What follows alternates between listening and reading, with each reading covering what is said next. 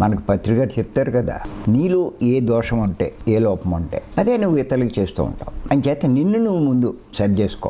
ఎవడు ఎన్లైటెండ్ అంటే ఇతరుల దోషాల గురించి మాట్లాడేవాడు కాదు, తనలో ఉన్న దోషాలు తెలుసుకుని వాటిని సరి చేసుకునేవాడు. మీ దృష్టి ఇతరుల మించి మీ మీదకి మళ్లించుకోండి. మా ఆయన ప్రవర్తన బాగోలేదు, నా భార్య ప్రవర్తన బాగోలేదు, నా పిల్లలు సరిగ్గా లేరు, మా అమ్మ అయితే మా బంధువులు, అవన్నీ అవసరం లేదు మనకి. అందుకే పత్రిక గారు అంటారు, నో కామెంట్, నో జడ్జిమెంట్. దానివల్ల నీకేంటి ఉపయోగం? ఇతరులు విమర్శిస్తే నువ్వు నష్టపోతావు. అయ్యొద్దు, నీ గురించి ఆలోచించు, నిన్ను నువ్వు సరి చేసుకునే ప్రయత్నం చేయి, నిన్ను సంస్కరించుకో. నీలో ఎంత మార్పు వచ్చిందా అది చూడు, అది కావాలి.